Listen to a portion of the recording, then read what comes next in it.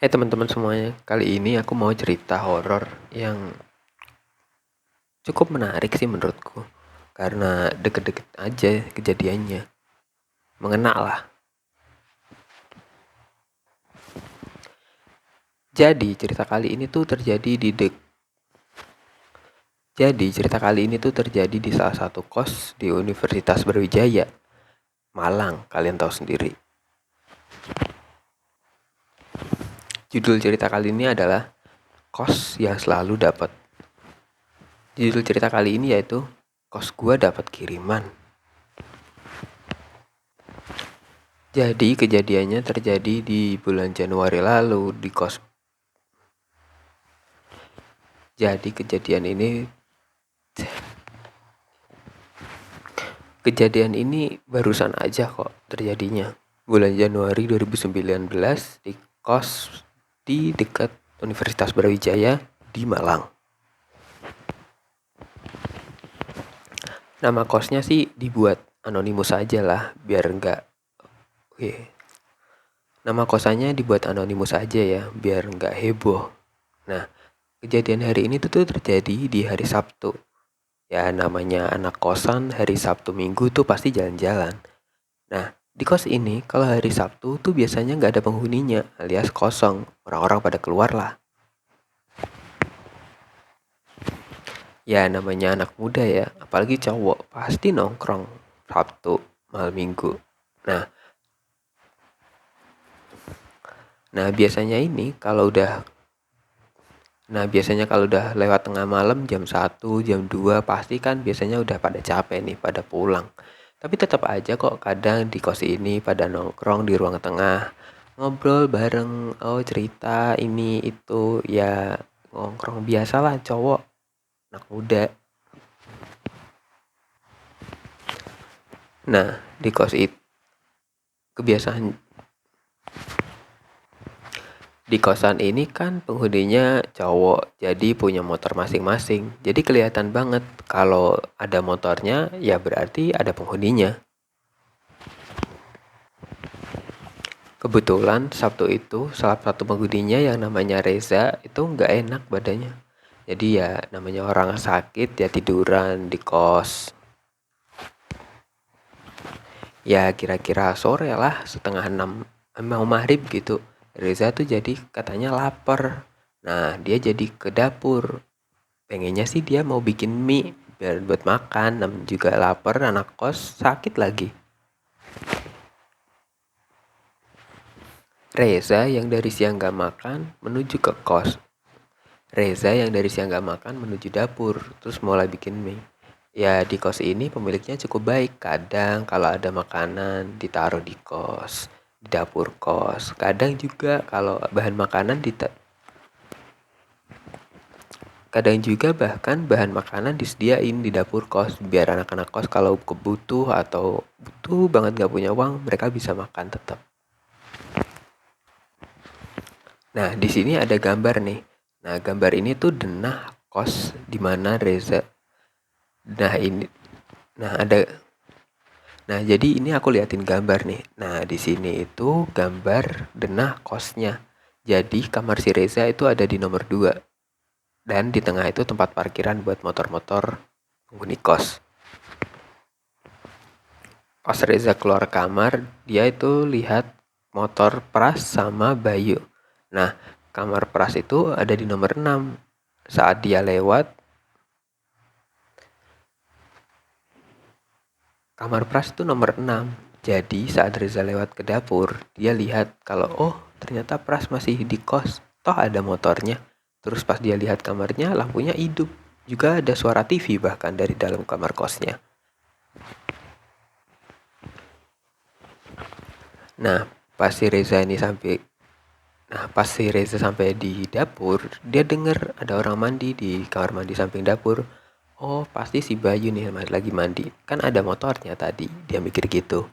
Malangnya, kasihan banget si Reza. Udah lapar, sakit, waktu ke dapur ternyata stok mie instannya habis.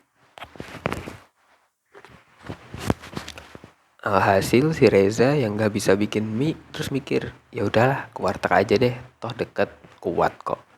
Nah, Dia jadi balik ke kamar buat ngambil dompet. Habis dia dapat dompet dari kamarnya, dia keluar kamar nih. Saat si, saat si Reza keluar kamar, dia kepapasan nih sama si Pras. Saat si Reza keluar kamar, dia ngelihat si Bayu nih masuk ke kamar. Saat si Reza keluar kamar, dia ngelihat si Bayu mau masuk kamar selesai mandi. Nah, kamar Bayu ini nomor 11 dan mereka berbincang seperti berikut. Bay, kamu gak pergi nih? Aku pergi. Bay, kamu gak pergi nih? Aku perginya habis maghrib aja deh. Mau ketemu temanku.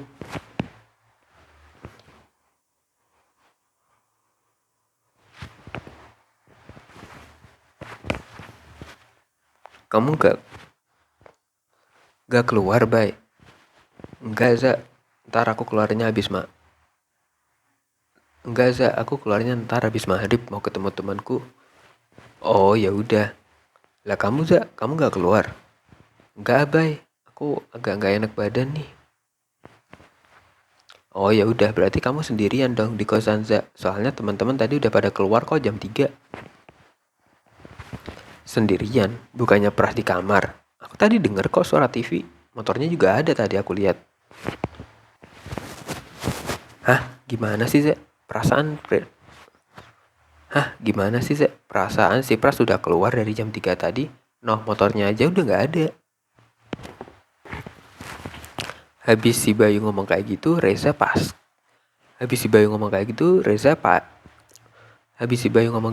kaget dong. Dia langsung merhatiin parkiran. Dan ternyata Bayu bener, motor si Pras gak ada. Juga di kamar Pras juga lampunya udah gak nyala lagi. Padahal Reza ngambil dompet di kamar kan gak mungkin lah lama. Namanya juga di kosan kecil. Gak ada 5 menit lah. Apalagi selama dia ngambil dompet, dia gak dengar ada suara pagar dibuka atau bahkan suara motor nyala keluar. Tapi Reza gak terlalu mikirin itu, dia santai aja.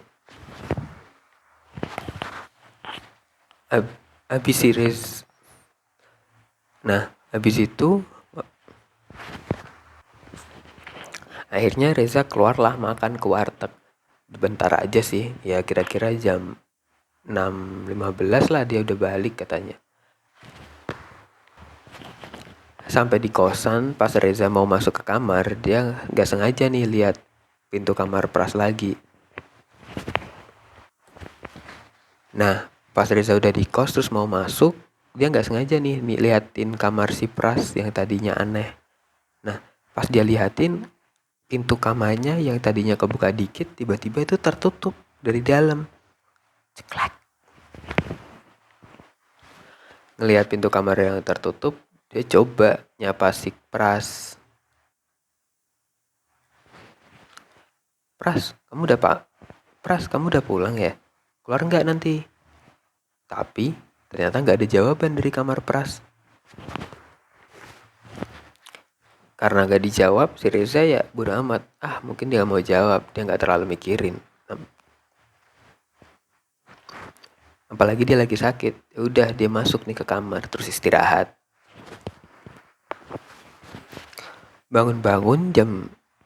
Bangun sekitar jam 9, kata Reza, dia denger nih, kok di ruang tengah rame banget, ada apa? Jadi dia kebangun gara-gara di ruang tengah itu rame, kayak ada anak kos yang udah pulang terus nongkrong.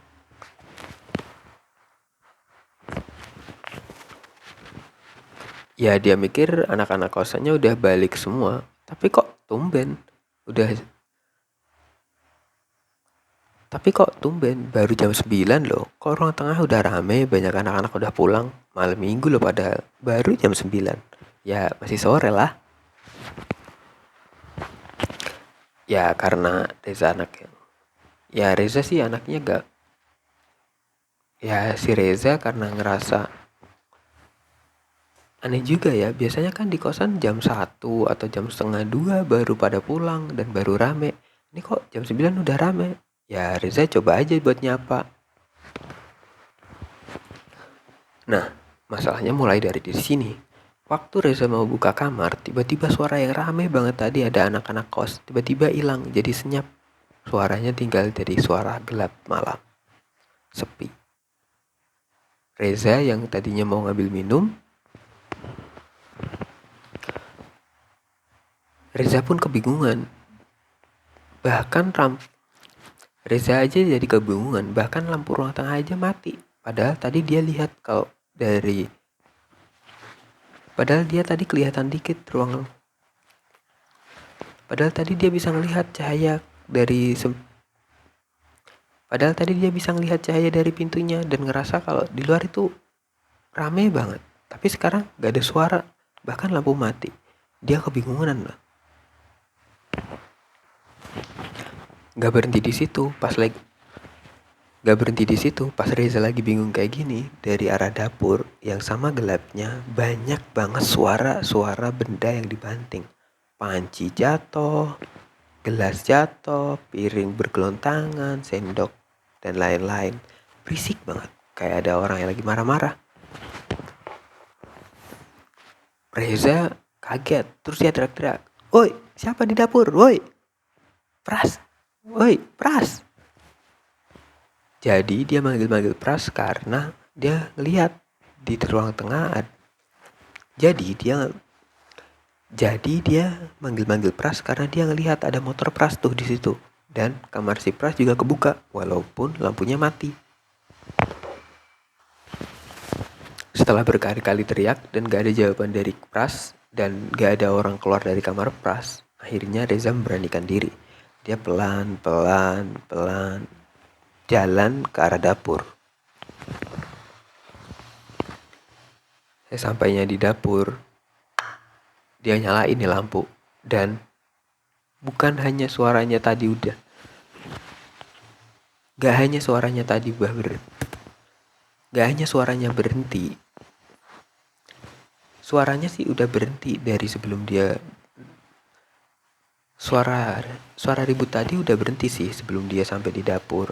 Tapi anehnya setelah dia hidupin lampu, dia lihat dapur. Sama sekali gak ada bekas orang ngacak-acak atau marah-marah ngamuk di situ. Semuanya sama, normal. Namanya udah banyak banget hal-hal aneh, Reza takut pasti banget. Dia coba nih balik ke kamar.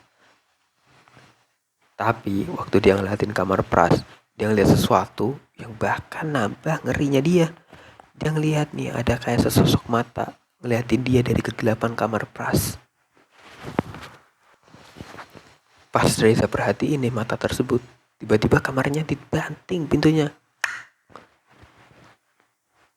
Takut dia lari, langsung masuk kamar, kunci, tutup. Reza langsung takut masuk kamar, tutup, kunci dah udah. Takut lah ya dia sendirian di kos ngeliatin dan ngerasain sesuatu yang kayak gitu. Dia langsung pegang HP, teleponin nih anak-anak kos, nyari orang yang bisa dia ceritain atau mintain tolong. Usahanya gak berbuah hasil, gak ada yang mau ngejawab. Dan ngerinya lagi waktu dia mulai nelpon orang dan dia tutup.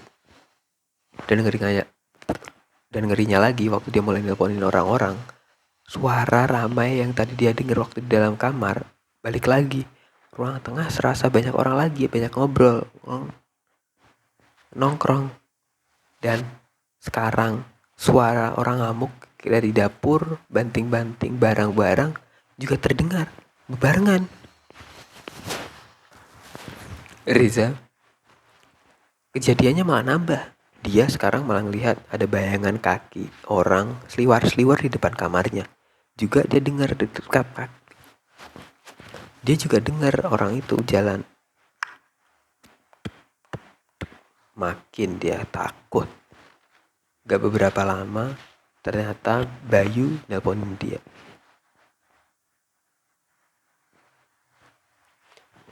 Dia juga dengar suara langkah kakinya. Reza makin ketakutan dan dia gak bakal berani keluar kamar.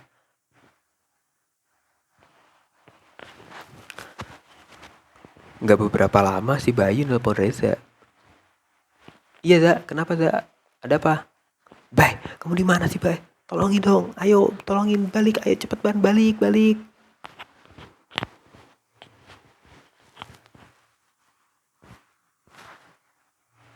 Takut nih gue diteror di sini. Diteror siapa, Za? Kamu di kosan bukan? Iya, Bay, cepetan balik, gue diteror.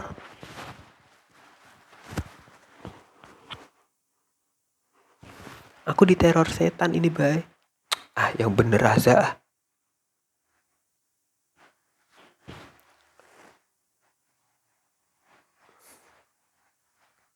Aku lagi bareng Pras kok sama Reza.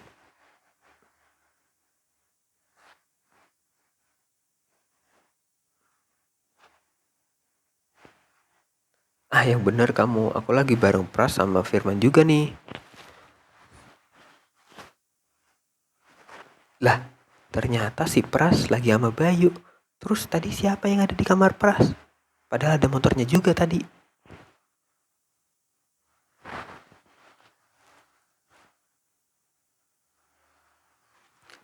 Kasih tahu anak-anak lain, Bay, tolong. Ini makin rame nih di sini. Ada orang yang bolak-balik depan kamar gua lagi.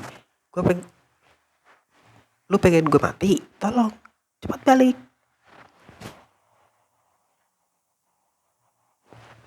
Dapur juga rame banget kayak ada orang ngamuk-ngamuk. Tolongin, doi, cepet balik, tolong. Ya ampun, ya ampun. Oh iya, Za, gue balik. Bentaran ya. Oh iya, Za. Bentaran gue balik nih sama teman-teman yang lain. Baru aja telepon ditutup, kamar Reza langsung digedorin. Saat itu juga dari sela-sela bawah kamar. Dan saat itu juga digedor-gedor, Reza juga ngeliat dari celah bawah pintu kamarnya. Dan saat itu juga dia ngelihat nih dari celah bagian bawah pintu kamarnya ada kain masuk. Kain putih ini masuk terus makin lama makin besar. Habis itu berubah langsung jadi pocong.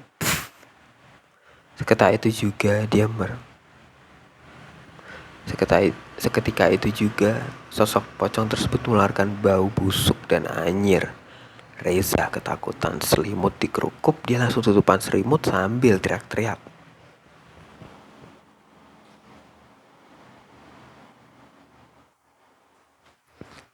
Semakin ditutup, Reza teriak-teriak sambil nutup nih. Di dalam selimutnya, Reza semakin mencium bau anyir dan bau busuk makin tajam.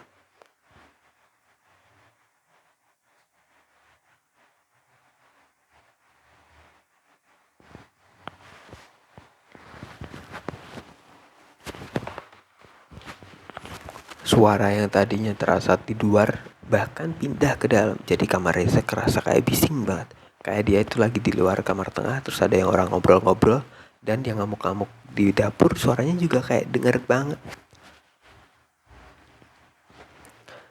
Bahkan suara yang tadi terdengar jauh kayak di ruangan depan, sekarang terdengar kayak di ruangan si Reza. Suara yang di dapur kencang orang ngamuk juga terdengar deket banget.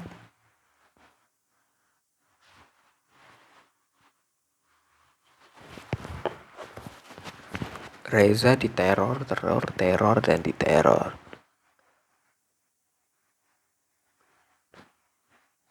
Dia nggak tahu berapa lama dia diteror. Cuman tiba-tiba dia denger nih suara kamarnya diketuk.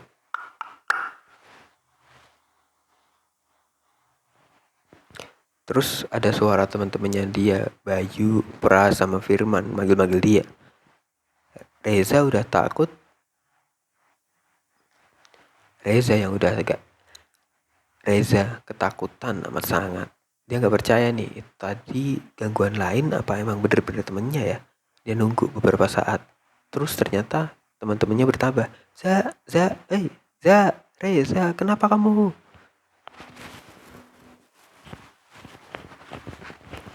Akhirnya Reza yang yakin kalau itu bener-bener temennya, dia keluar kamar.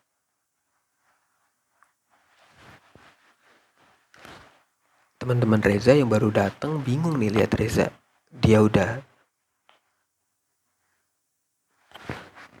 Teman-teman Reza yang baru datang ini Pak. Teman-teman Reza yang baru datang dan lihat Reza keluar dari kamar bingung. Reza badannya udah penuh keringat, wajahnya pucat kayak orang ketakutan, kayak ngelihat orang dibunuh di depan dia. Ketakutan banget. Reza pun dibawa ke ruangan tengah, dikasih minum sama teman-temannya, ditenangin, terus ditanyain, Reza, kamu habis kenapa sih? Reza pun yang sudah agak tenang sekarang berusaha.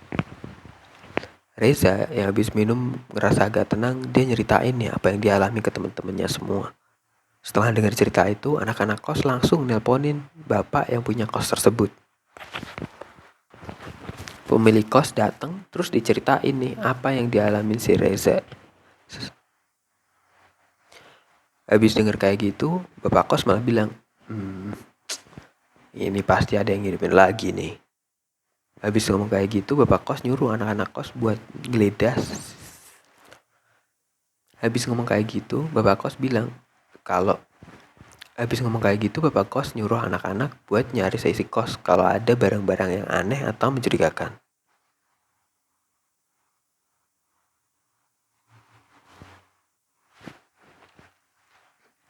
Bener aja,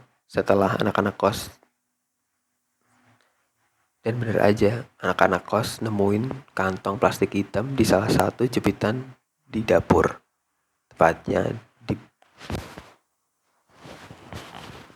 Dan bener aja, anak-anak kos nemuin plastik hitam yang baunya aneh dari rak. Anak-anak kos nemuin plastik tersebut terselip di salah satu. Anak-anak kos nemuin plastik tersebut nyelip nih di salah satu lemari dari rak piring di dapur. Dibawa ke ruang tengah, habis itu plastik dibawa ke ruang tengah terus dibuka. Ternyata isinya, kalian tahu? Ternyata isinya adalah kain lusuh kayak habis diambil dari kain kafan bekas gitu, kembang 7 rupa, melati, dan tanah merah.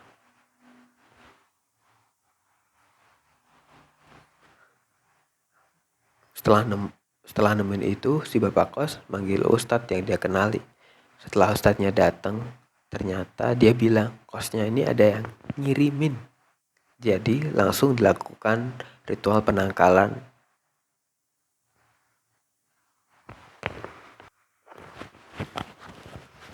Saat ustadznya datang, ternyata ustadznya bilang kalau kosannya ini ada yang ngirimin. Jadi dia langsung ngelakuin ritual buat ngelakuin ritual penangkalan buat kos tersebut. Habis ritualnya selesai, si bapak kos cerita nih. Habis ngelakuin ritualnya selesai, si bapak kos cerita nih. Kalau ternyata beberapa tahun lalu ada kejadian yang hampir sama kayak gini. Kosannya ini juga pernah ada yang ngirimin buat bikin anak kosannya pada kabur. Terus sekarang dikirimin lagi. Untungnya gak ada korban. Buat kalian anak-anak kosan pasti sering banget denger cerita kayak gini. Kalian pernah ngalamin gak sih? Kalian pernah denger gak sih cerita kayak gini? Atau mungkin kalian pernah ngalamin? Komen aja atau DM aku. Kalau kalian punya cerita-cerita yang horor, nakutin kayak gini.